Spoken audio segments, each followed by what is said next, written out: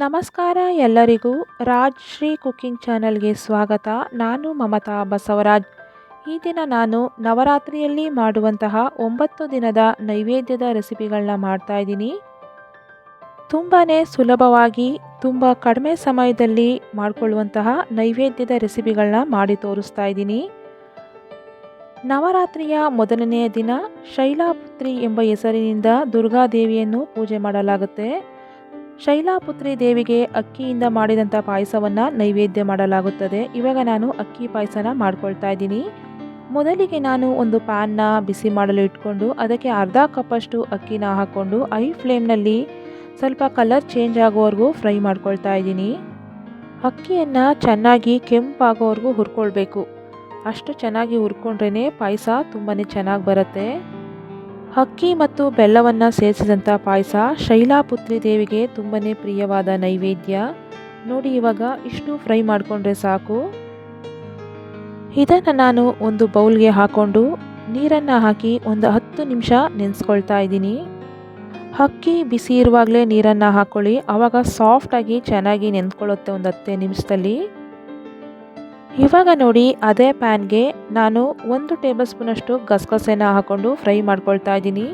ಫ್ಲೇಮ್ನ of ಮಾಡಿಕೊಂಡೆ fry ಮಾಡ್ಕೊಳ್ಳಿ. PAN ಬಿಸಿ ಇರುತ್ತಲ್ಲ ಅಷ್ಟರಲ್ಲೇ ಸಾಕು ಫ್ರೈ ಮಾಡ್ಕೊಳ್ಳೋಕ್ಕೆ. ನೋಡಿ ಎಷ್ಟು ಚೆನ್ನಾಗಿ ಫ್ರೈ ಆಗಿದೆ. ಇವಾಗ ಇದನ್ನು ನಾನು ಎತ್ತಿಟ್ಕೊಳ್ತಾ ಇದ್ದೀನಿ.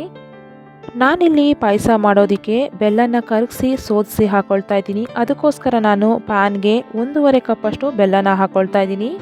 ಇದಕ್ಕೆ ಸ್ವಲ್ಪ ನೀರನ್ನು ಹಾಕ್ಕೊಂಡು ನಾನಿಲ್ಲಿ ಬೆಲ್ಲನ ಕರಗಿಸ್ಕೊಳ್ತಾ ಇದ್ದೀನಿ. ಈ ರೀತಿ ಮಾಡೋದ್ರಿಂದ ಬೆಲ್ಲದಲ್ಲಿರುವಂತಹ ಕಸ ಇರ್ಬೋದು, ಏನಾದ್ರು ಕಡ್ಡಿ ಇದ್ದರೆ ನಾವು ಸೋಸ್ಕೊಂಡು ಹಾಕ್ಕೊಳ್ಬೋದು. ಬೆಲ್ಲ ಕ್ಲೀನಾಗಿದ್ದರೆ ನೀವು ಡೈರೆಕ್ಟಾಗಿ ಪಾಯಸಕ್ಕೆ ಹಾಗೇನು ಕೂಡ ಹಾಕ್ಕೊಳ್ಬೋದು. ಇವಾಗ ನೋಡಿ, ಇದು ಚೆನ್ನಾಗಿ ಕುದಿ ಬಂದು ಬೆಲ್ಲ ಎಲ್ಲ ಕರಗಿದೆ. ಈಗ ಫ್ಲೇಮ್ನ ಆಫ್ ಮಾಡ್ಕೊಳ್ತಾ ಇದ್ದೀನಿ. ಇವಾಗ ಈ ಕಡೆ ಒಂದು ಮಿಕ್ಸರ್ ಜಾರ್ಗೆ ಫ್ರೈ ಮಾಡಿ ನೆನೆಸ್ಕೊಂಡಿರುವಂತಹ ಅಕ್ಕಿನ ಹಾಕ್ಕೊಳ್ತಾ ಇದ್ದೀನಿ. 1 ಕಪ್ಪಷ್ಟು ಹಸಿ ತೆಂಗಿನಕಾಯಿ ಕಟ್ ಮಾಡಿಕೊಂಡು ಹಾಕ್ಕೊಳ್ತಾ ಇದ್ದೀನಿ. ಹಸಿ ತೆಂಗಿನಕಾಯಿ ಹಾಕಿ ಪಾಯಸ ಮಾಡೋದ್ರಿಂದ ಪಾಯಸ ಅಂತೂ ತುಂಬಾ ರುಚಿಯಾಗಿರುತ್ತೆ. ಹಾಗೆ ಹುರಿದಿಟ್ಕೊಂಡಿರುವಂತಹ ಗಸಗಸೆ, ಒಂದು 8ರಿಂದ 10 ಪೀಸಷ್ಟು ಗೋಡಂಬಿನ ಹಾಕ್ಕೊಳ್ತಾ ಇದ್ದೀನಿ. ಗೋಡಂಬಿನ ಹಾಕೋದ್ರಿಂದ ಪಾಯಸ ತುಂಬಾ ಕ್ರೀಮಿಯಾಗಿ ಚೆನ್ನಾಗಿ ಬರುತ್ತೆ. ಹಾಗೆ ಒಂದು 4ರಿಂದ 5 ಏಲಕ್ಕಿನ ಹಾಕ್ಕೊಂಡು ಈ ರೀತಿ ನಾನು ತರ್ತರಿಯಾಗೇ ರುಬ್ಕೊಂಡಿದ್ದೀನಿ. ತುಂಬ ನೈಸಾಗೇನು ರುಬ್ಕೊಳ್ಳೋಕೆ ಹೋಗಬೇಡಿ, ಈ ರೀತಿ ರುಬ್ಕೊಂಡ್ರೆ ಸಾಕು. ಇವಾಗ ನಾನಿಲ್ಲಿ ಒಂದು ಪಾತ್ರೆನ ಇಟ್ಕೊಂಡು ಇದಕ್ಕೆ ಕರಸ್ಕೊಂಡಿರುವಂತಹ ಬೆಲ್ಲದ ನೀರನ್ನು ಸೋದಿಸಿ ಹಾಕ್ಕೊಳ್ತಾ ಇದ್ದೀನಿ. ನೋಡಿ, ಈ ರೀತಿ ಕಸ ಏನಾದರೂ ಕಲ್ಲು ಕಡ್ಡಿ ಏನಾದ್ರು ಇದ್ದರೆ ಈ ರೀತಿ ಸೋದಿಸಿ ಹಾಕ್ಕೊಳ್ಳಿ. ಇವಾಗ ಇದು ಸ್ವಲ್ಪ ಕುದಿ ಬರಬೇಕು. ಇದು ಕುದಿ ಬಂದಮೇಲೆ ರುಬ್ಕೊಂಡಿರುವಂತಹ ಮಿಶ್ರಣನ ನಾನಿಲ್ಲಿ ಹಾಕ್ಕೊಳ್ತಾ ಇದ್ದೀನಿ. ಈ ಮಿಶ್ರಣನ ಹಾಕೊಂಡ್ಮೇಲೆ ನಾವು ಕೈ ಬಿಡ್ದೇ ಸೌಟಲ್ಲಿ ಚೆನ್ನಾಗಿ ಮಿಕ್ಸ್ ಮಾಡ್ಕೊಳ್ಬೇಕು. ಇಲ್ಲ ಅಂದರೆ ಗಂಟು ರೀತಿ ಆಗಿಬಿಡತ್ತೆ. ನೀವು ಯಾವ ಕನ್ಸಿಸ್ಟೆನ್ಸಿ ಬೇಕೋ ಆ ಕನ್ಸಿಸ್ಟೆನ್ಸಿಗೆ ನೀರನ್ನು ಅಡ್ಜಸ್ಟ್ ಮಾಡಿ ಹಾಕೊಳ್ಳಿ. ಚೆನ್ನಾಗಿ ಕುದಿ ಬರೋವರೆಗೂ ಸೌಟಿಂದ ಕೈ ಆಡಿಸ್ತಾನೆ ಇರಬೇಕು, ಇಲ್ಲಾಂದರೆ ಗಂಟಾಗೋ ಚಾನ್ಸಸ್ ಇರುತ್ತೆ. ನೋಡಿ, ನಾನು ಈ ಕನ್ಸಿಸ್ಟೆನ್ಸಿಲಿ ಮಾಡ್ಕೊಂಡಿದ್ದೀನಿ. ಇದು ಚೆನ್ನಾಗಿ ಕುದ್ಮೇಲೆ ಇನ್ನೂ ಸ್ವಲ್ಪ ಗಟ್ಟಿ ಆಗುತ್ತೆ. ಈ ಕನ್ಸಿಸ್ಟೆನ್ಸಿಲಿ ಮಾಡಿಕೊಂಡ್ರೆ ಪಾಯಸ ಅಂತೂ ತುಂಬಾ ಪರ್ಫೆಕ್ಟಾಗಿ ಚೆನ್ನಾಗಿರುತ್ತೆ. ಇವಾಗ ನಾವು ಇದನ್ನು ಒಂದು 10 ನಿಮಿಷ ಮೀಡಿಯಂ ಫ್ಲೇಮ್ನಲ್ಲಿ ಕುದಿಸ್ಕೊಳ್ಳೋಣ. ನೋಡಿ, 10 ನಿಮಿಷ ಚೆನ್ನಾಗಿ ಕುದಿಸ್ಕೊಂಡಿದ್ದಾಗಿದೆ. ನೋಡಿ, ಈ ಕನ್ಸಿಸ್ಟೆನ್ಸಿಲಿ ಇರಬೇಕು ಪಾಯಸ. ಈ ಥರ ಇದ್ದರೆ ತುಂಬಾ ಪರ್ಫೆಕ್ಟಾಗಿರುತ್ತೆ. ಇವಾಗ ಪಾಯಸ ರೆಡಿಯಾಗಿದೆ. ಇದನ್ನು ನಾನು ಸೈಡಲ್ಲಿ ಎತ್ತಿಟ್ಕೊಳ್ತಾ ಇದ್ದೀನಿ. ಇವಾಗ ಒಂದು ಪ್ಯಾನ್ಗೆ ಒಂದು 2ರಿಂದ 3 ಟೇಬಲ್ ಸ್ಪೂನಷ್ಟು ತುಪ್ಪನ ಹಾಕ್ಕೊಳ್ತಾ ಇದ್ದೀನಿ. ತುಪ್ಪ ಚೆನ್ನಾಗಿ ಬಿಸಿ ಆದಮೇಲೆ ಸ್ವಲ್ಪ ಗೋಡಂಬಿ ದ್ರಾಕ್ಷಿನ ಹಾಕ್ಕೊಂಡು ಮೀಡಿಯಂ ಫ್ಲೇಮ್ನಲ್ಲಿ ಸ್ವಲ್ಪ ಲೈಟ್ ಬ್ರೌನ್ ಆಗೋವರೆಗೂ ಫ್ರೈ ಮಾಡ್ಕೊಳ್ತಾ ಇದ್ದೀನಿ. ನೀವು ಬೇಕಿದ್ರೆ ಇನ್ನು ಬೇರೆ ರೀತಿ ನಟ್ಸ್ ಏನಾದ್ರು ಬೇಕಿದ್ರೆ ಹಾಕ್ಕೊಳ್ಬೋದು ಕಟ್ ಮಾಡಿಕೊಂಡು. ನೋಡಿ, ಇವಾಗ ಇಷ್ಟು ಫ್ರೈ ಮಾಡಿಕೊಂಡ್ರೆ ಸಾಕು. ಇದನ್ನು ನಾನಿಲ್ಲಿ ಪಾಯಸಕ್ಕೆ ಸೇರಿಸ್ಕೊಂಡು ಮಿಕ್ಸ್ ಮಾಡ್ಕೊಳ್ತಾ ಇದ್ದೀನಿ. ನವರಾತ್ರಿಯ ಮೊದಲನೇ ದಿನದ ನೈವೇದ್ಯ ರೆಡಿಯಾಗಿದೆ. ಇವಾಗ 2ನೇ ದಿನ ಬ್ರಹ್ಮಚಾರಿಣಿ ರೂಪದಲ್ಲಿ ತಾಯಿ ದುರ್ಗಾದೇವಿಯನ್ನು ಪೂಜಿಸಲಾಗುತ್ತದೆ. ಬ್ರಹ್ಮಚಾರಿಣಿಗೆ ಪ್ರಿಯವಾದ ನೈವೇದ್ಯ ಚಿತ್ರಾನ್ನ ಮಾಡಿಕೊಳ್ಳೋದಕ್ಕೆ ಒಂದು ಬಾಣಲೆಯನ್ನು ಬಿಸಿ ಮಾಡಲು ಇಟ್ಕೊಂಡಿದ್ದೀನಿ. ಅದಕ್ಕೆ ಒಂದು 6ರಿಂದ 7 ಟೇಬಲ್ ಸ್ಪೂನಷ್ಟು ಎಣ್ಣೆನ ಹಾಕ್ಕೊಂಡಿದ್ದೀನಿ.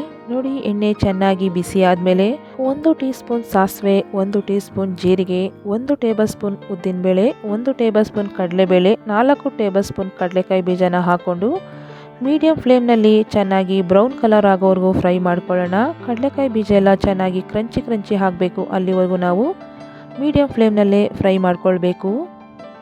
ಬ್ರಹ್ಮಚಾರಿಣಿ ದೇವಿಗೆ ನೈವೇದ್ಯವಾಗಿ ಮಾಡ್ತಿರುವ ಚಿತ್ರಾನ್ನಕ್ಕೆ ಯಾವುದೇ ರೀತಿ ನಾವಿಲ್ಲಿ ಈರುಳ್ಳಿ ಬೆಳ್ಳುಳ್ಳಿನ ಬಳಸದೆ ಚಿತ್ರಾನ್ನ ಮಾಡ್ಕೊಳ್ತಿರೋದು. ಯಾವಾಗಲೂ ಅಷ್ಟೇ ದೇವರ ನೈವೇದ್ಯಕ್ಕೆ ಮಾಡುವ ಅಡುಗೆಗಳಿಗೆ ಈರುಳ್ಳಿ ಮತ್ತು ಬೆಳ್ಳುಳ್ಳಿನ ಬಳಸಬಾರ್ದು.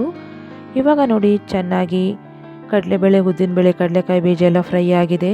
ಇದಕ್ಕೆ ನಾನಿಲ್ಲಿ 1 ಇಂಚಷ್ಟು ಶುಂಠಿನ ಸಣ್ಣದಾಗಿ ಕಟ್ ಮಾಡಿಕೊಂಡು ಹಾಕ್ಕೊಳ್ತಾ ಇದ್ದೀನಿ. ಖಾರಕ್ಕೆ ಒಂದು 5ರಿಂದ 6 ಹಸಿಮೆಣಸಿಕಾಯಿನ ಈ ರೀತಿ ಉದ್ದುದ್ದ ಕಟ್ ಮಾಡಿ ಹಾಕ್ಕೊಳ್ತಾ ಇದ್ದೀನಿ.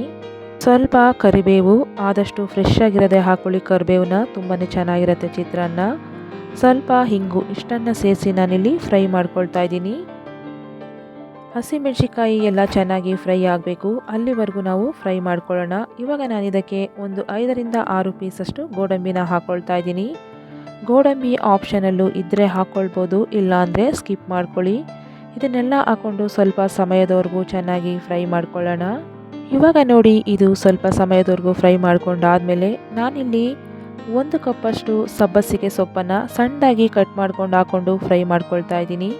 ಸಬ್ಬಸಿಗೆ ಸೊಪ್ಪನ್ನು ಹಾಕಿ ಚಿತ್ರಾನ್ನ ಮಾಡೋದ್ರಿಂದ ಚಿತ್ರಾನ್ನ ಅಂತೂ ತುಂಬಾ ಟೇಸ್ಟಿಯಾಗಿ ಚೆನ್ನಾಗಿರುತ್ತೆ. ಸ್ವಲ್ಪ ಡಿಫ್ರೆಂಟಾಗಿ ತುಂಬಾ ಚೆನ್ನಾಗಿರುತ್ತೆ ಈ ರೀತಿ ಸಬ್ಬಸಿಗೆ ಸೊಪ್ಪನ್ನು ಹಾಕಿ ಚಿತ್ರಾನ್ನ ಮಾಡ್ಕೊಳ್ಳೋದ್ರಿಂದ. ನೀವು ಕೂಡ ಒಮ್ಮೆ ಈ ರೀತಿ ಸಬ್ಬಸಿಗೆ ಸೊಪ್ಪನ್ನು ಹಾಕಿ ಚಿತ್ರಾನ್ನ ಮಾಡ್ಕೊಳ್ಳಿ, ಟೇಸ್ಟ್ ಅಂತೂ ತುಂಬಾ ಸೂಪರಾಗಿರುತ್ತೆ. ಇದನ್ನು ಒಂದು 2ರಿಂದ 3 ನಿಮಿಷ ಫ್ರೈ ಮಾಡಿಕೊಂಡ್ರೆ ಸಾಕು. ಸೊಪ್ಪಾಗಿರೋದ್ರಿಂದ ಇದು ತುಂಬ ಬೇಗನೆ ಫ್ರೈ ಆಗುತ್ತೆ. ಇವಾಗ ನೋಡಿ ನಾನು ಇದಕ್ಕೆ ಅರ್ಧ ಕಪ್ಪಷ್ಟು ಹಸಿ ತೆಂಗಿನಕಾಯಿ ತುರಿನ ಹಾಕ್ಕೊಳ್ತಾ ಇದ್ದೀನಿ. ಹಾಗೆ ಸ್ವಲ್ಪ ಅರಿಶಿಣನ ಹಾಕ್ಕೊಂಡು ಜಸ್ಟ್ 1 ನಿಮಿಷ ಮಿಕ್ಸ್ ಮಾಡ್ಕೊಂಡು ಫ್ರೈ ಮಾಡಿಕೊಂಡು ಫ್ಲೇಮ್ನ ಆಫ್ ಮಾಡಿಕೊಂಡ್ರೆ ಸಾಕು. ಇದೆಲ್ಲ ಚೆನ್ನಾಗಿ ಮಿಕ್ಸ್ ಮಾಡ್ಕೊಂಡಾದಮೇಲೆ ಫ್ಲೇಮ್ನ ಆಫ್ ಮಾಡಿಕೊಂಡು ನಿಂಬೆಹಣ್ಣು ರಸನ ಸೇರಿಸ್ಕೊಳ್ಬೇಕಾಗತ್ತೆ. ಫ್ಲೇಮ್ನ ಆನ್ ಮಾಡಿಕೊಂಡು ನಿಂಬೆಹಣ್ಣು ರಸನ ಸೇರಿಸ್ಕೊಳ್ಬಾರ್ದು. ಆ ರೀತಿ ಮಾಡೋದ್ರಿಂದ ಸ್ವಲ್ಪ ಕಹಿ ಬರೋ ಚಾನ್ಸಸ್ ಇರುತ್ತೆ, ಹಾಗೆ ಟೇಸ್ಟ್ ಕೂಡ ಚೇಂಜ್ ಆಗ್ಬೋದು.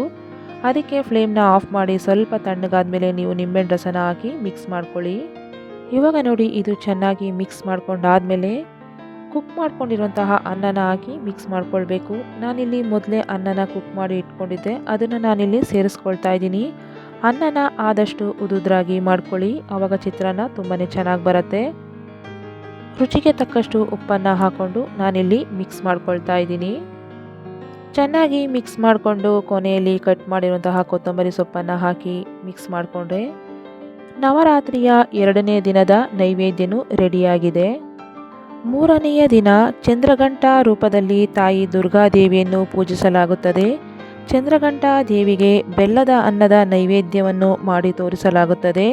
ಇವಾಗ ನಾವು ಬೆಲ್ಲದ ಅನ್ನ ಮಾಡಲು ಒಂದು ಪಾತ್ರೆಯನ್ನು ಬಿಸಿ ಮಾಡಲು ಇಟ್ಕೊಂಡಿದ್ದೀನಿ.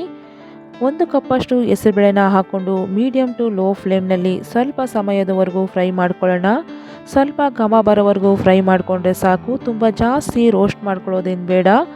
ಇವಾಗ ಇದಕ್ಕೇ 1 ಕಪ್ಪಷ್ಟು ಅಕ್ಕಿನ ಹಾಕ್ಕೊಳ್ತಾ ಇದ್ದೀನಿ. 1 ಕಪ್ಪು ಹೆಸರುಬೇಳೆಗೆ 1 ಕಪ್ಪು ಅಕ್ಕಿನ ಹಾಕ್ಕೊಂಡಿದ್ದೀನಿ ನಾನಿಲ್ಲಿ. ಇದು ಸ್ವಲ್ಪ ಬಿಸಿಯಾಗೋವರೆಗೂ ಫ್ರೈ ಮಾಡಿಕೊಂಡು ಫ್ಲೇಮ್ನ ಆಫ್ ಮಾಡಿಕೊಂಡು ಒಂದು 2ರಿಂದ 3 ಸರಿ ಚೆನ್ನಾಗಿ ತೊಳ್ಕೊಳ್ಬೇಕು. ನಾನಿಲ್ಲಿ ಅಕ್ಕಿ ಮತ್ತು ಬೇಳೆನ ಚೆನ್ನಾಗಿ 1-2 ಸರಿ ತೊಳೆದಿಟ್ಕೊಂಡಿದ್ದೀನಿ. ಇದಕ್ಕೆ ಸ್ವಲ್ಪ ನೀರನ್ನು ಸೇರಿಸಿ ನಾನು ಅಕ್ಕಿ ಮತ್ತು ಬೇಳೆನ ತುಂಬಾ ಸಾಫ್ಟಾಗಿ ಕುಕ್ ಮಾಡ್ಕೊಳ್ತಾ ಇದ್ದೀನಿ. ನಾನಿಲ್ಲಿ ಪಾತ್ರೆಯಲ್ಲಿ ಮಾಡ್ಕೊಳ್ತಾ ಇದ್ದೀನಿ. ನೀವು ತುಂಬ ಬೇಗ ಮಾಡ್ಕೊಳ್ಬೇಕು ಅನ್ನೋದಾದರೆ ನೀವು ಕುಕ್ಕರಲ್ಲಿ 1 ವಿಸಲ್ ಕೂಗಿಸ್ಕೊಂಡ್ರೆ ಸಾಕು. ಇದು ಕುಕ್ ಆಗುವಷ್ಟರಲ್ಲಿ ಈ ಕಡೆ ನಾನು ಬೆಲ್ಲನ ಕರಗಿಸ್ಕೊಳ್ತಾ ಇದ್ದೀನಿ. ನೋಡಿ, ಒಂದು ಪ್ಯಾನ್ಗೆ 1.5 ಕಪ್ಪಷ್ಟು ಬೆಲ್ಲನ ನಾನಿಲ್ಲಿ ಹಾಕ್ಕೊಳ್ತಾ ಇದ್ದೀನಿ. ಇದಕ್ಕೆ 1-2 ಕಪ್ಪಷ್ಟು ನೀರನ್ನು ಹಾಕ್ಕೊಂಡು ಬೆಲ್ಲನ ನಾನು ಕರಗಿಸ್ಕೊಳ್ತಾ ಇದ್ದೀನಿ. ಬೆಲ್ಲ ಕ್ಲೀನಾಗಿದ್ದರೆ ಈ ರೀತಿ ಕರಗಿಸಿ ಸೋಸೋ ಅವಶ್ಯಕತೆ ಏನಿಲ್ಲ, ನೀವು ಡೈರೆಕ್ಟಾಗಿ ಹಾಗೇ ಹಾಕ್ಕೊಳ್ಬೋದು. ಬೆಲ್ಲದಲ್ಲೇನಾದರೂ ಕಸ ಕಡ್ಡಿ ಇದ್ದರೆ ಈ ರೀತಿ ಕರಗಿಸಿ ನೀವು ಸೋಸಿ ಹಾಕ್ಕೊಳ್ಬೇಕಾಗತ್ತೆ. ನೋಡಿ, ಈ ಕಡೆ ಅಕ್ಕಿ ಮತ್ತು ಬೇಳೆ ಚೆನ್ನಾಗಿ ಸಾಫ್ಟಾಗಿ ಕುಕ್ ಆಗಿದೆ. ಇದನ್ನು ಒಂದ್ಸರಿ ಮಿಕ್ಸ್ ಮಾಡ್ಕೊಳ್ಳೋಣ. ಇವಾಗ ಇದಕ್ಕೆ ನಾನು ಕರಗಿಸಿ ಇಟ್ಕೊಂಡಿರುವಂತಹ ಬೆಲ್ಲದ ನೀರನ್ನು ಸೋಸಿ ಹಾಕ್ಕೊಳ್ತಾ ಇದ್ದೀನಿ. ಬೆಲ್ಲ ಕ್ಲೀನಾಗಿಲ್ಲ ಅಂದರೆ ನೀವು ಈ ರೀತಿ ಕರಗಿಸಿ ಸೋಸಿ ಹಾಕ್ಕೊಳ್ಳಿ. ಇವಾಗ ನೋಡಿ, ಇದಕ್ಕೆ ನಾನು ಅರ್ಧ ಕಪ್ಪಷ್ಟು ಹಸಿ ತೆಂಗಿನಕಾಯಿನ ಹಾಕ್ಕೊಳ್ತಾ ಇದ್ದೀನಿ. ಇವಾಗ ಚೆನ್ನಾಗಿ ಒಂದ್ಸರಿ ಮಿಕ್ಸ್ ಮಾಡಿಕೊಂಡು ಮುಚ್ಚಳ ಮುಚ್ಚಿ ಒಂದು 5 ನಿಮಿಷ ಇದನ್ನು ಕುಕ್ ಮಾಡ್ಕೊಳ್ಳೋಣ. ಇದು ಕುಕ್ ಆಗೋಷ್ಟರಲ್ಲಿ ಈ ಕಡೆ ನಾನು ಒಂದು ಪ್ಯಾನ್ಗೆ 1-2ರಿಂದ 3 ಟೇಬಲ್ ಸ್ಪೂನಷ್ಟು ತುಪ್ಪನ ಹಾಕ್ಕೊಳ್ತಾ ಇದ್ದೀನಿ. ತುಪ್ಪ ಚೆನ್ನಾಗಿ ಬಿಸಿ ಆದಮೇಲೆ ದ್ರಾಕ್ಷಿ, ಗೋಡಂಬಿ, ಕಟ್ ಮಾಡ್ಕೊಂಡಿರುವಂತಹ ಬಾದಾಮು, ಹಾಗೆ ಸ್ಲೈಸ್ ಆಗಿ ಕಟ್ ಮಾಡ್ಕೊಂಡಿರುವಂತಹ ಹಸಿ ತೆಂಗಿನಕಾಯಿನ ಹಾಕ್ಕೊಂಡು ಈ ರೀತಿ ಮೀಡಿಯಮ್ ಟು ಲೋ ಫ್ಲೇಮ್ನಲ್ಲಿ ಚೆನ್ನಾಗಿ ಗೋಲ್ಡನ್ ಬ್ರೌನ್ ಆಗೋವರೆಗೂ ಫ್ರೈ ಮಾಡ್ಕೊಳ್ಬೇಕು. ನೋಡಿ, ಇಷ್ಟು ಫ್ರೈ ಮಾಡಿಕೊಂಡ್ರೆ ಸಾಕು. ಇದನ್ನು ನಾನಿವಾಗ ಪೊಂಗಲ್ಗೆ ಸೇರಿಸ್ಕೊಳ್ತಾ ಇದ್ದೀನಿ. ತುಪ್ಪದಲ್ಲಿ ಫ್ರೈ ಮಾಡ್ಕೊಂಡಿರುವಂತಹ ದ್ರಾಕ್ಷಿ, ಗೋಡಂಬಿನ ಹಾಕ್ಕೊಂಡು ಒಂದು ಅರ್ಧ ಟೀ ಸ್ಪೂನಷ್ಟು ಏಲಕ್ಕಿ ಪೌಡರ್ನ ಹಾಕ್ಕೊಂಡು ಮಿಕ್ಸ್ ಮಾಡಿಕೊಂಡ್ರೆ ನವರಾತ್ರಿಯ 3ನೇ ದಿನದ ನೈವೇದ್ಯ ರೆಡಿಯಾಗಿದೆ. ನವರಾತ್ರಿಯ 4ನೆಯ ದಿನ ಕೂಷ್ಮಾಂಡ ರೂಪದಲ್ಲಿ ತಾಯಿ ದುರ್ಗಾ ದೇವಿಯನ್ನು ಪೂಜಿಸಲಾಗುತ್ತದೆ. ಕೂಷ್ಮಾಂಡ ದೇವಿಗೆ ಗೋಧಿ ನುಚ್ಚಿನಿಂದ ಮಾಡಿದ ಪಾಯಸವನ್ನು ನೈವೇದ್ಯ ಮಾಡಲಾಗುತ್ತದೆ. ಇವಾಗ ನಾವು ಗೋಧಿ ನುಚ್ಚಿನ ಪಾಯಸವನ್ನು ಮಾಡಿಕೊಳ್ಳಲು ನಾನಿಲ್ಲಿ 1 ಕಪ್ಪಷ್ಟು ಗೋಧಿ ನುಚ್ಚನ್ನು ತಗೊಂಡಿದ್ದೀನಿ. ನೋಡಿ, ಗೋಧಿ ನುಚ್ಚಂದರೆ ಈ ರೀತಿ ಇರುತ್ತೆ. ಇದನ್ನು ನಾನು 1-2 ಸರಿ ಚೆನ್ನಾಗಿ ತೊಳೆದು ಸ್ವಲ್ಪ ನೀರನ್ನು ಹಾಕಿ ಇದಕ್ಕೆ 1-2 ಗಂಟೆಗಳ ಕಾಲ ನೆನೆಸ್ಕೊಳ್ಬೇಕು. ಇದು ಚೆನ್ನಾಗಿ ಸಾಫ್ಟ್ ಆಗಬೇಕು, ಆವಾಗಲೇ ತುಂಬ ಚೆನ್ನಾಗಿರುತ್ತೆ ಪಾಯಸ. ನೋಡಿ, ಈ ರೀತಿ ನಾನು ನೆನೆಸಿಟ್ಕೊಂಡಿದ್ದೀನಿ. ಇವಾಗ ಇದನ್ನು ನಾನು ಒಂದು ಕುಕ್ಕರ್ಗೆ ಸೇರಿಸ್ಕೊಂಡು 1-2 ವಿಸಲ್ನ ಕೂಗಿಸ್ಕೊಂಡ್ರೆ ತುಂಬಾ ಸಾಫ್ಟಾಗಿ ಕುಕ್ ಆಗಿರುತ್ತೆ ಗೋಧಿ ನುಚ್ಚು. ಈ ರೀತಿ ಗೋಧಿ ನುಚ್ಚಿನಿಂದ ಮಾಡಿದಂಥ ಪಾಯಸ ಕೂಷ್ಮಾಂಡ ದೇವಿಗೆ ತುಂಬಾ ಪ್ರೀತಿಯಂತೆ. ಅದಕ್ಕೋಸ್ಕರ 4ನೆಯ ದಿನ ಕೂಷ್ಮಾಂಡ ದೇವಿಗೆ ಗೋಧಿ ನುಚ್ಚಿನಿಂದ ಮಾಡಿದಂಥ ಪಾಯಸವನ್ನು ಮಾಡುತ್ತಾರೆ. ನಾನಿಲ್ಲಿ 1 ಕಪ್ಪಷ್ಟು ಗೋಧಿ ನುಚ್ಚನ್ನು ತಗೊಂಡಿದ್ದೆ. ಅದಕ್ಕೆ 1.5 ಕಪ್ಪಷ್ಟು ಬೆಲ್ಲನ ಹಾಕಿ ಈ ರೀತಿ ಕರಗಿಸಿ ಇಟ್ಕೊಂಡಿದ್ದೀನಿ. ಈ ಕಡೆ 1-2 ವಿಸಲ್ ಕೂಗಿಸ್ಕೊಂಡಿದ್ದಾಗಿದೆ. ಕುಕ್ಕರು ಕೂಲಾಗಿದೆ. ನೋಡಿ, ಗೋಧಿ ನುಚ್ಚೆಲ್ಲ ಎಷ್ಟು ಸಾಫ್ಟಾಗಿ ಚೆನ್ನಾಗಿ ಬೆಂದಿದೆ ಅಂತ. ಈ ಪಾಯಸ ಅಂತೂ ತುಂಬಾ ಚೆನ್ನಾಗಿರುತ್ತೆ. ನೀವು ಕೂಡ ಒಮ್ಮೆ ಟ್ರೈ ಮಾಡಿ. ಇವಾಗ ಇದಕ್ಕೆ ನಾನು ಬೆಲ್ಲದ ನೀರನ್ನು ಸೋಸಿ ಹಾಕ್ಕೊಳ್ತಾ ಇದ್ದೀನಿ. ಇವಾಗ ಇದಕ್ಕೆ ನಾನು 1 ಕಪ್ಪಷ್ಟು ಹಸುವಿನ ಹಾಲನ್ನು ಹಾಕ್ಕೊಳ್ತಾ ಇದ್ದೀನಿ. ನೀವು ಹಸುವಿನ ಹಾಲಿನ ಬದಲು ಕಾಯನ್ನು ರುಬ್ಬಿ ಅದರಿಂದ ಹಾಲನ್ನು ತೆಗೆದು ಅದನ್ನು ಕೂಡ ಹಾಕ್ಕೊಳ್ಬೋದು. ಇವಾಗ ಚೆನ್ನಾಗಿ ಮಿಕ್ಸ್ ಮಾಡಿಕೊಂಡು ಒಂದು 5 ನಿಮಿಷ ಇದನ್ನು ಚೆನ್ನಾಗಿ ಕುದಿಸ್ಕೊಳ್ಳೋಣ. ನಿಮಗೆ ಇನ್ನೂ ಹೆಚ್ಚಿನ ರುಚಿ ಬೇಕು ಅಂತ ಅನಿಸಿದ್ರೆ ಸ್ವಲ್ಪ ಹಸಿ ತೆಂಗಿನಕಾಯಿ ತುರಿನ ತುರಿದು ಹಾಕ್ಕೊಳ್ಬೋದು. ಇಲ್ಲಾಂದರೆ ಒಣ ಕೊಬ್ಬರಿನ ತುರಿದು ಹಾಕ್ಕೊಳ್ಬೋದು. ಟೇಸ್ಟು ಇನ್ನೂ ತುಂಬಾ ಚೆನ್ನಾಗಿರುತ್ತೆ. ಇವಾಗ ನಾನು ಈ ಕಡೆ ಒಂದು ಪ್ಯಾನ್ಗೆ 2-3 ಟೇಬಲ್ ಸ್ಪೂನಷ್ಟು ತುಪ್ಪನ ಹಾಕ್ಕೊಂಡು ಸ್ವಲ್ಪ ದ್ರಾಕ್ಷಿ, ಗೋಡಂಬಿನ ಹಾಕ್ಕೊಂಡು ಮೀಡಿಯಮ್ ಟು ಲೋ ಫ್ಲೇಮ್ನಲ್ಲಿ ಫ್ರೈ ಮಾಡ್ಕೊಳ್ತಾ ಇದ್ದೀನಿ. ನಾನಿಲ್ಲಿ ಸ್ವಲ್ಪ ಬಾದಾಮನ್ನು ಕೂಡ ಕಟ್ ಮಾಡಿ ಹಾಕ್ಕೊಂಡಿದ್ದೀನಿ. ನಿಮಗೆ ಯಾವ ನಟ್ಸ್ ಇಷ್ಟನೋ ಆ ನಟ್ಸ್ನ ಕಟ್ ಮಾಡಿ ಹಾಕ್ಕೊಳ್ಬೋದು. ನೋಡಿ, ಇಷ್ಟು ಫ್ರೈ ಆದಮೇಲೆ ಫ್ಲೇಮ್ನ ಆಫ್ ಮಾಡ್ಕೊಳ್ಳಿ. ಈ ಕಡೆ ಒಂದು 5 ನಿಮಿಷ ಪಾಯಸನ ಚೆನ್ನಾಗಿ ಕುಕ್ ಮಾಡ್ಕೊಂಡಿದ್ದೀನಿ. ನೋಡಿ, ಈ ಕನ್ಸಿಸ್ಟೆನ್ಸಿಲಿ ಪಾಯಸನ ಮಾಡ್ಕೊಳ್ಳಿ. ಇದಕ್ಕೆ ನಾನು ಫ್ರೈ ಮಾಡ್ಕೊಂಡಿರುವಂತಹ ಡ್ರೈ ಫ್ರೂಟ್ಸ್ನ ಹಾಕ್ಕೊಳ್ತಾ ಇದ್ದೀನಿ. ಹಾಗೆ ಒಂದು ಅರ್ಧ ಟೀ ಸ್ಪೂನಷ್ಟು ಏಲಕ್ಕಿ ಪೌಡರ್ನ ನಾನಿಲ್ಲಿ ಹಾಕ್ಕೊಂಡು ಚೆನ್ನಾಗಿ ಮಿಕ್ಸ್ ಮಾಡ್ಕೊಳ್ತಾ ಇದ್ದೀನಿ. ನವರಾತ್ರಿಯ 4ನೇ ದಿನದ ನೈವೇದ್ಯನೂ ರೆಡಿಯಾಗಿದೆ. ನವರಾತ್ರಿಯ 5ನೆಯ ದಿನ ಸ್ಕಂದಮಾತಾ ರೂಪದಲ್ಲಿ ತಾಯಿ ದುರ್ಗಾದೇವಿಯನ್ನು ಪೂಜಿಸಲಾಗುತ್ತದೆ. ಸ್ಕಂದಮಾತಾ ದೇವಿಗೆ ಮೊಸರನ್ನದ ನೈವೇದ್ಯವನ್ನು ಮಾಡಲಾಗುತ್ತದೆ. ಮೊಸರನ್ನ ಮಾಡೋದಕ್ಕೆ ಅನ್ನನ ಸಾಫ್ಟಾಗಿ ಕುಕ್ ಮಾಡಿ ಇಟ್ಕೊಳ್ಬೇಕು. ಅನ್ನ ಪೂರ್ತಿ ತಣ್ಣಗಾಗಿರಬೇಕು. ಬಿಸಿ ಇರುವಾಗಲೇ ಅದಕ್ಕೆ ಮೊಸರನ್ನ ಹಾಕಿ ಮಿಕ್ಸ್ ಮಾಡ್ಕೊಳ್ಬಾರ್ದು. ನೋಡಿ, ಇವಾಗ ಅನ್ನಕ್ಕೆ ನಾನಿಲ್ಲಿ ಮೊಸರನ್ನ ಹಾಕ್ಕೊಳ್ತಾ ಇದ್ದೀನಿ. ಹಾಗೆ 1 ಕಪ್ಪಷ್ಟು ಹಸಿ ಹಾಲನ್ನು ನಾನಿಲ್ಲಿ ಹಾಕ್ಕೊಳ್ತಾ ಇದ್ದೀನಿ. ನಿಮಗೆ ಮೊಸರನ್ನ ಕಲಸೋದಕ್ಕೆ ಹಾಲು ಮೊಸರು ಎಷ್ಟು ಬೇಕೋ ನೀವು ನೋಡಿ ಹಾಕ್ಕೊಳ್ಬೋದು. ಇವಾಗ ನಾನು ಇದನ್ನು ಸರಿಯಾಗಿ ಮಿಕ್ಸ್ ಮಾಡ್ಕೊಳ್ತಾ ಇದ್ದೀನಿ. ಇದಕ್ಕೆ ಸ್ವಲ್ಪ ನಾನು ಇಲ್ಲಿ ನೀರನ್ನು ಸೇರಿಸ್ಕೊಳ್ತಾ ಇದ್ದೀನಿ. ನೀರನ್ನು ಸೇರಿಸಿ ಚೆನ್ನಾಗಿ ಒಂದ್ಸರಿ ಮಿಕ್ಸ್ ಮಾಡ್ಕೊಳ್ಳೋಣ. ನೋಡಿ, ಈ ಕನ್ಸಿಸ್ಟೆನ್ಸಿಲಿ ಕಲಿಸ್ಕೊಂಡ್ರೆ ಮೊಸರನ್ನ ತುಂಬಾ ಚೆನ್ನಾಗಿರತ್ತೆ.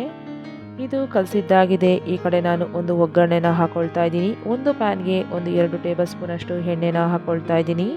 ಎಣ್ಣೆ ಚೆನ್ನಾಗಿ ಬಿಸಿ ಆದಮೇಲೆ 1 ಟೀ ಸ್ಪೂನ್ ಸಾಸಿವೆ, 1 ಟೀ ಸ್ಪೂನ್ ಜೀರಿಗೆನ ಹಾಕ್ಕೊಂಡು ಚಿಟಪಟ ಅಂತ ಸಿಡಿದ್ಮೇಲೆ 1 ಟೇಬಲ್ ಸ್ಪೂನ್ ಕಡಲೆಬೇಳೆ, 1 ಟೇಬಲ್ ಸ್ಪೂನಷ್ಟು ಉದ್ದಿನಬೇಳೆನ ಹಾಕ್ಕೊಂಡು ಮೀಡಿಯಂ ಫ್ಲೇಮ್ನಲ್ಲಿ ಸ್ವಲ್ಪ ಲೈಟ್ ಬ್ರೌನ್ ಆಗೋವರೆಗೂ ಫ್ರೈ ಮಾಡ್ಕೊಳ್ಳೋಣ. ಸ್ಕಂದಮಾತಾ ದೇವಿಗೆ ಈ ರೀತಿ ಮೊಸರನ್ನ ಮಾಡಿ ನೈವೇದ್ಯನ ಮಾಡೋದ್ರಿಂದ ದೇವಿಗೆ ತುಂಬಾ ಪ್ರೀತಿಯಂತೆ. ಇವಾಗ ನೋಡಿ, ಕಡಲೆಬೇಳೆ, ಉದ್ದಿನಬೇಳೆ ಸ್ವಲ್ಪ ಫ್ರೈ ಆದಮೇಲೆ 1-2 ಒಣಗಿದ ಮೆಣಸಿನ್ಕಾಯಿ, ಕಟ್ ಮಾಡ್ಕೊಂಡಿರುವಂತಹ ಶುಂಠಿ ಚೂರು, ಹಾಗೆ ಕಟ್ ಮಾಡ್ಕೊಂಡಿರುವಂತಹ 1-2 ಹಸಿಮೆಣಸಿನ್ಕಾಯಿ, ಸ್ವಲ್ಪ ಕರಿಬೇವು, 1/4 ಟೀ ಸ್ಪೂನಷ್ಟು ಹಿಂಗನ್ನು ಹಾಕ್ಕೊಂಡು ಸ್ವಲ್ಪ ಸಮಯದವರೆಗೂ ಫ್ರೈ ಮಾಡ್ಕೊಳ್ಬೇಕು. ಕರಿಬೇವೆಲ್ಲ ಚೆನ್ನಾಗಿ ಗರ್ಗರಿ ಆಗೋವರೆಗೂ ಚೆನ್ನಾಗಿ ಫ್ರೈ ಮಾಡ್ಕೊಳ್ಳಿ. ನೋಡಿ, ಇಷ್ಟು ಫ್ರೈ ಮಾಡ್ಕೊಂಡಾದಮೇಲೆ ಫ್ಲೇಮ್ನ ಆಫ್ ಮಾಡ್ಕೊಳ್ಳಿ. ಈ ಕಡೆ ನಾನು ಕಲಸಿಟ್ಕೊಂಡಿರುವಂತಹ ಮೊಸರನ್ನಕ್ಕೆ ತುರ್ಕೊಂಡಿರುವಂತಹ ಕ್ಯಾರೆಟ್ ತುರಿನ ಹಾಕ್ಕೊಳ್ತಾ ಇದ್ದೀನಿ. ಹಾಗೆ ಸ್ವಲ್ಪ ಕಟ್ ಮಾಡ್ಕೊಂಡಿರುವಂತಹ ಕೊತ್ತಂಬರಿ ಸೊಪ್ಪು, ಮಾಡ್ಕೊಂಡಿರುವಂತಹ ಒಗ್ಗರಣೆನ ನಾನಿಲ್ಲಿ ಸೇರಿಸ್ಕೊಂಡು ಚೆನ್ನಾಗಿ ಮಿಕ್ಸ್ ಮಾಡ್ಕೊಳ್ತಾ ಇದ್ದೀನಿ. ನಾನಿಲ್ಲಿ ದೇವರ ನೈವೇದ್ಯಕ್ಕೆ ಮೊಸರನ್ನ ಮಾಡ್ಕೊಳ್ತಿರೋದ್ರಿಂದ ಉಪ್ಪನ್ನು ಸೇರಿಸ್ಕೊಳ್ತಾ ಇಲ್ಲ. ನೀವು ತಿನ್ನೋದಕ್ಕೆ ಮಾಡ್ಕೊಳ್ಳೋದಾದರೆ ಉಪ್ಪನ್ನು ಸೇರಿಸಿ ಮಾಡ್ಕೊಳ್ಳಿ. ದೇವರ ನೈವೇದ್ಯಕ್ಕೆ ಉಪ್ಪನ್ನು ಹಾಕ್ಕೊಳ್ಬಾರ್ದು ಮೊಸರನ್ನಕ್ಕೆ.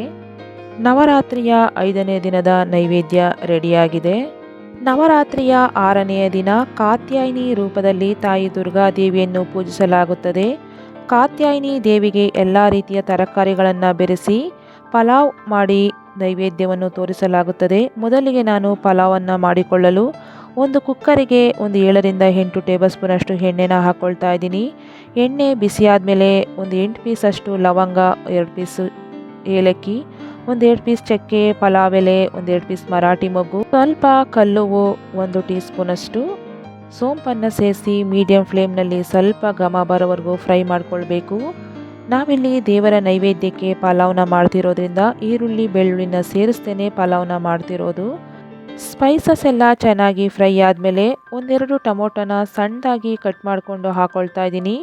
ಟೊಮೊಟೊ ಎಲ್ಲ ಚೆನ್ನಾಗಿ ಸಾಫ್ಟ್ ಆಗೋವರೆಗೂ ಫ್ರೈ ಮಾಡ್ಕೊಳ್ಬೇಕು.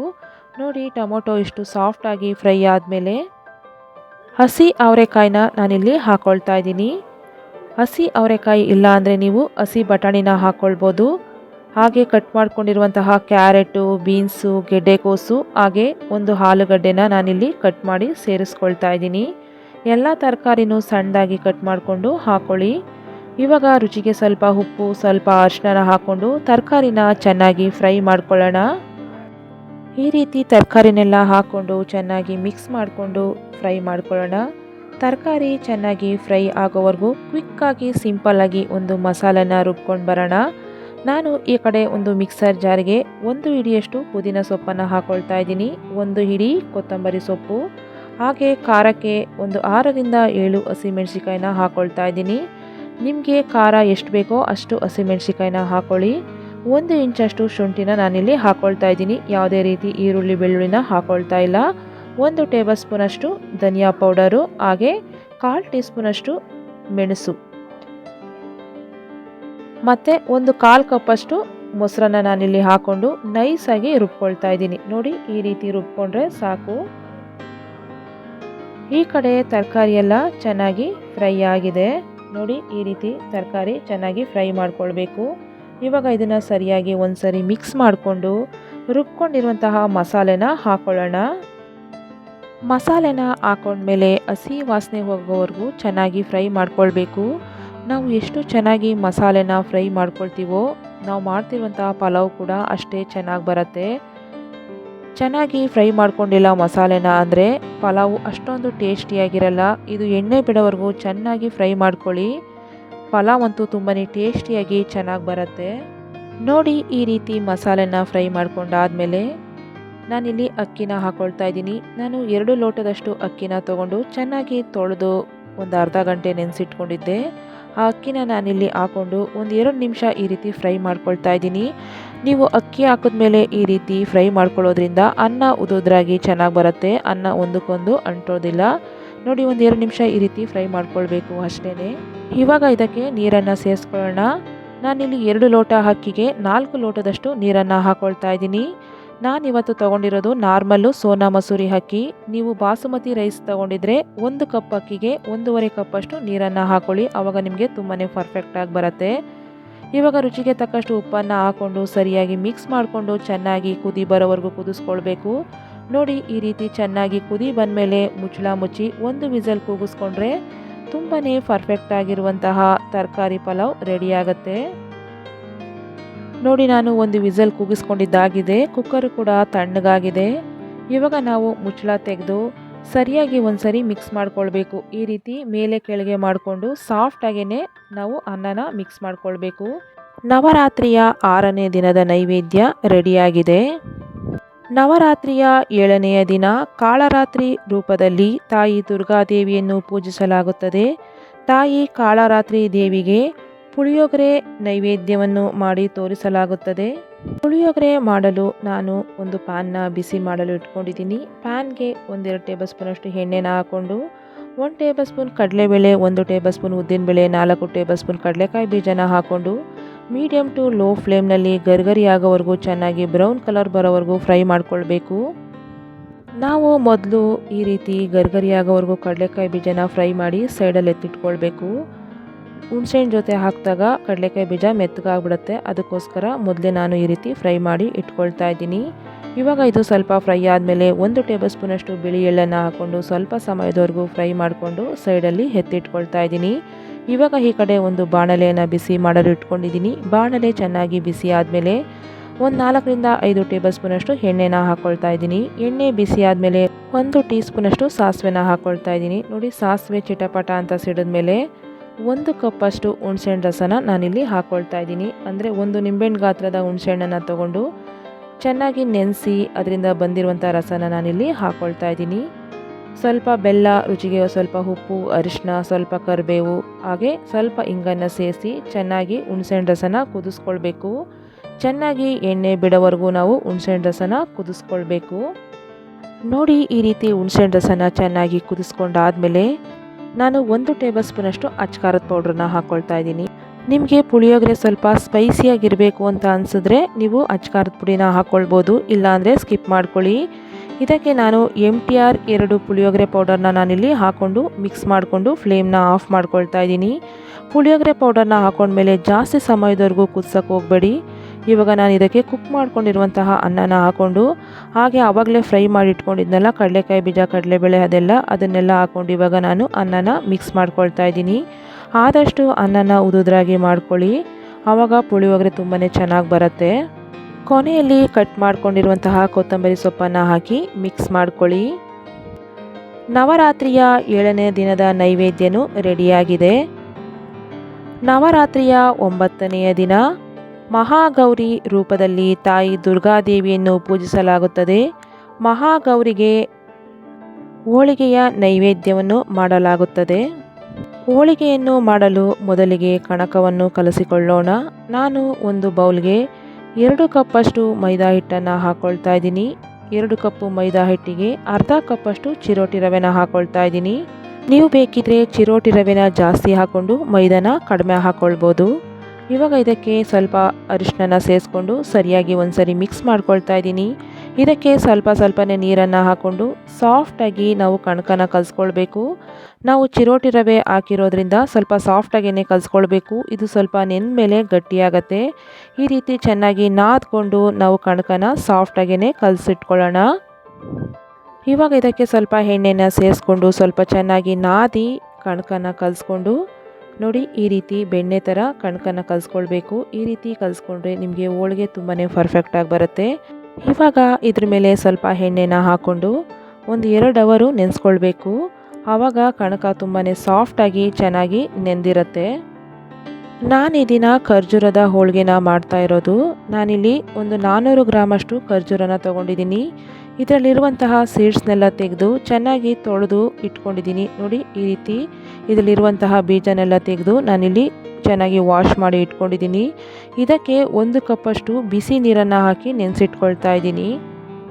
ಬಿಸಿ ನೀರನ್ನು ಹಾಕಿ ನೆನೆಸಿಡೋದ್ರಿಂದ ಖರ್ಜೂರ ಸಾಫ್ಟ್ ಆಗಿರುತ್ತೆ, ನಮಗೆ ರುಬ್ಬೋದಕ್ಕೆ ತುಂಬಾ ಈಸಿ ಆಗುತ್ತೆ ಅಂತ ನಾನಿಲ್ಲಿ ಬಿಸಿನೀರಲ್ಲಿ ನೆನೆಸಿಟ್ಕೊಳ್ತಾ ಇದ್ದೀನಿ.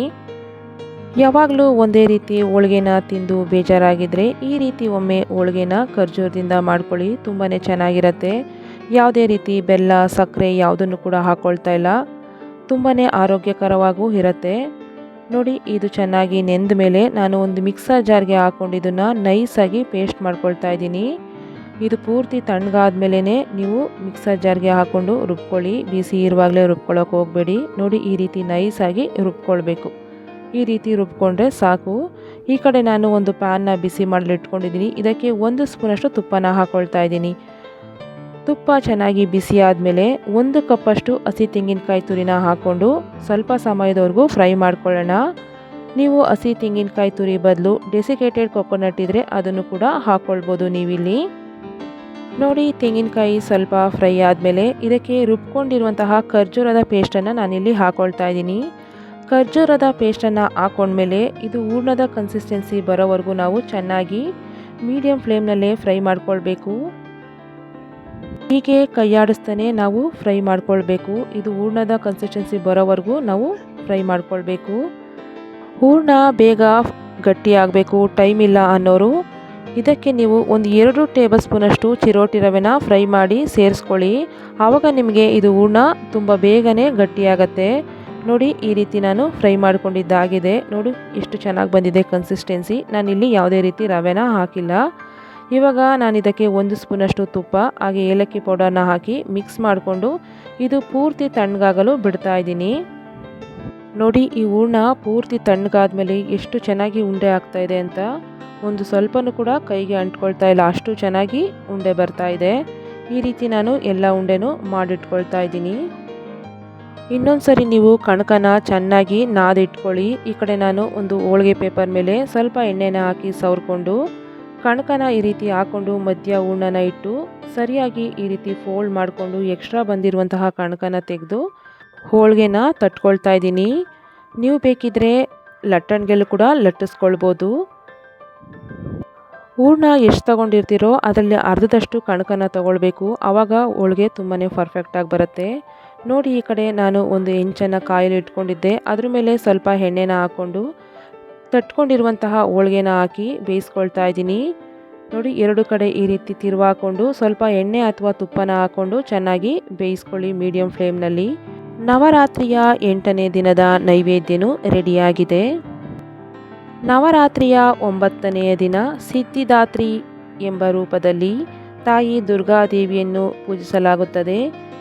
ಸಿದ್ಧಿದಾತ್ರಿ ದೇವಿಗೆ ಸಕ್ಕರೆಯಿಂದ ಮಾಡಿರುವಂತಹ ಪದಾರ್ಥಗಳನ್ನು ನೈವೇದ್ಯವನ್ನು ಮಾಡಲಾಗುತ್ತದೆ. ನಾನು ಇಲ್ಲಿ ಪೈನಾಪಲ್ ಕೇಸರಿ ಬಾತನ್ನು ಮಾಡ್ತಾ ಇದ್ದೀನಿ. ಪೈನಾಪಲ್ ಕೇಸರಿ ಬಾತ್ ಮಾಡಲು ಒಂದು ಪ್ಯಾನ್ನ ಬಿಸಿ ಮಾಡಲು ಇಟ್ಕೊಂಡಿದ್ದೀನಿ. ಅದಕ್ಕೆ 2 ಸ್ಪೂನಷ್ಟು ತುಪ್ಪನ ಹಾಕ್ಕೊಳ್ತಾ ಇದ್ದೀನಿ. ತುಪ್ಪ ಚೆನ್ನಾಗಿ ಬಿಸಿ ಆದಮೇಲೆ ಸ್ವಲ್ಪ ಗೋಡಂಬಿ, ಸ್ವಲ್ಪ ದ್ರಾಕ್ಷಿ ಹಾಕ್ಕೊಂಡು ಮೀಡಿಯಂ ಫ್ಲೇಮ್ನಲ್ಲಿ ಸ್ವಲ್ಪ ಗೋಲ್ಡನ್ ಬ್ರೌನ್ ಆಗೋವರೆಗೂ ಫ್ರೈ ಮಾಡ್ಕೊಳ್ಬೇಕು.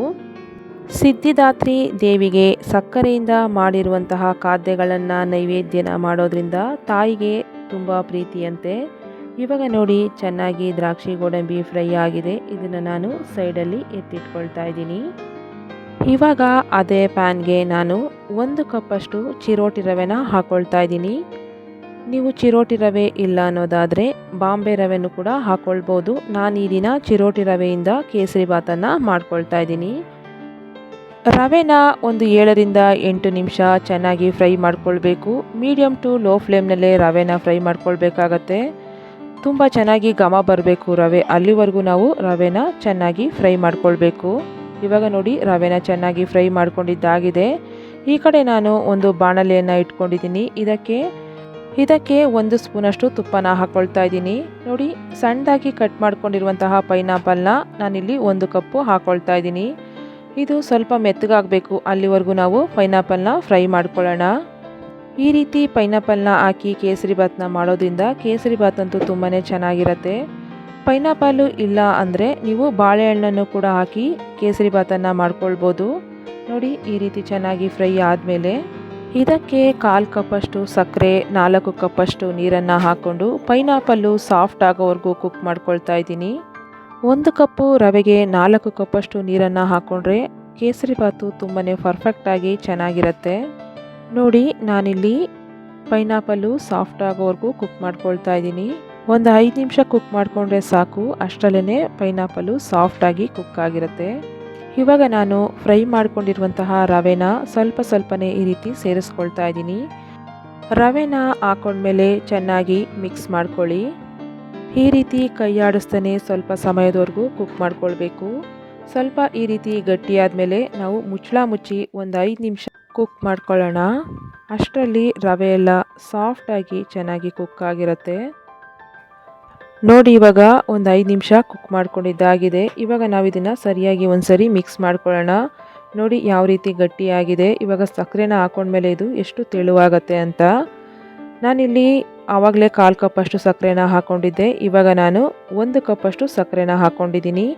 1 ಕಪ್ಪು ರವೆಗೆ 1/4 ಕಪ್ಪಷ್ಟು ಸಕ್ಕರೆನ ಹಾಕ್ಕೊಂಡ್ರೆ ಸ್ವೀಟು ತುಂಬಾ ಪರ್ಫೆಕ್ಟ್ ಆಗಿರುತ್ತೆ. 1/4 ಕಪ್ಪು ತುಪ್ಪ, ಸ್ವಲ್ಪ ಫುಡ್ ಕಲರ್ನ ನಾನಿಲ್ಲಿ ಹಾಕ್ಕೊಂಡು ಮಿಕ್ಸ್ ಮಾಡ್ಕೊಳ್ತಾ ಇದ್ದೀನಿ. ಫುಡ್ ಕಲರು ಬಳಸೋದಿಲ್ಲ ಅನ್ನೋರು ನೀವು ಕೇಸರಿ ದಳನ ಸ್ವಲ್ಪ ಬಿಸಿ ನೀರಲ್ಲಿ ನೆನೆಸಿ ಹಾಕ್ಕೊಳ್ಬೋದು. ಇವಾಗ ಸರಿಯಾಗಿ ಮಿಕ್ಸ್ ಮಾಡ್ಕೊಳ್ತಾ ಬರೋಣ. ನೋಡಿ ಸಕ್ಕರೆ ಹಾಕಿದ್ಮೇಲೆ ಎಷ್ಟು ತೆಳುವಾಗ್ತಾ ಬರ್ತಾ ಇದೆ ಅಂತ. ಈ ರೀತಿ ಒಂದು 5 ನಿಮಿಷ ನೀವು ಕುಕ್ ಮಾಡಿಕೊಂಡ್ರೆ ಸಾಕು. ಇನ್ನು ಸ್ವಲ್ಪ ತುಪ್ಪ ಬೇಕು ಅನಿಸಿದ್ರೆ ನೀವು ಮಧ್ಯ ಮಧ್ಯ 1 ಟೇಬಲ್ ಸ್ಪೂನ್ ತುಪ್ಪನ ಹಾಕ್ಕೊಂಡು ಈ ರೀತಿ ಮಿಕ್ಸ್ ಮಾಡ್ಕೊಳ್ತಾ ಬನ್ನಿ. ತುಪ್ಪ ಜಾಸ್ತಿ ಹಾಕೊಂಡಷ್ಟು ಕೇಸರಿಬಾತು ತುಂಬಾ ರುಚಿಯಾಗಿರುತ್ತೆ. ಇವಾಗ ನೋಡಿ ನಾನು ಫ್ರೈ ಮಾಡ್ಕೊಂಡಿರುವಂತಹ ದ್ರಾಕ್ಷಿ ಗೋಡಂಬಿನ ಹಾಕ್ಕೊಳ್ತಾ ಇದ್ದೀನಿ. ಹಾಗೆ ಅರ್ಧ ಟೀ ಸ್ಪೂನಷ್ಟು ಏಲಕ್ಕಿ ಪೌಡರು, 1 ಟೇಬಲ್ ಸ್ಪೂನಷ್ಟು ತುಪ್ಪನ ಹಾಕ್ಕೊಂಡು ಮಿಕ್ಸ್ ಮಾಡ್ಕೊಳ್ತಾ ಇದ್ದೀನಿ. ನವರಾತ್ರಿಯ 9ನೇ ದಿನದ ನೈವೇದ್ಯನೂ ರೆಡಿಯಾಗಿದೆ. ನವರಾತ್ರಿಯ 9 ದಿನದ ನೈವೇದ್ಯದ ರೆಸಿಪಿ ವಿಡಿಯೋ ನಿಮಗೆ ಇಷ್ಟ ಆಗಿದರೆ ಒಮ್ಮೆ ಟ್ರೈ ಮಾಡಿ ಹೇಗಿತ್ತು ಅಂತ ನನಗೆ ಕಾಮೆಂಟ್ಸ್ ಬಾಕ್ಸ್ನಲ್ಲಿ ತಿಳಿಸಿ. ನಮ್ಮ ವಿಡಿಯೋಗೆ ಒಂದು ಲೈಕ್ ಕೊಡಿ, ಶೇರ್ ಮಾಡಿ, ಸಬ್ಸ್ಕ್ರೈಬ್ ಮಾಡ್ಕೊಳ್ಳಿ. ಹಾಗೆ ಬೆಲ್ ಬಟನ್ನ ಕ್ಲಿಕ್ ಮಾಡಿ. ಮತ್ತೆ ಇನ್ನೊಂದು ರೆಸಿಪಿ ಜೊತೆ ಬರ್ತೀನಿ. Thank you.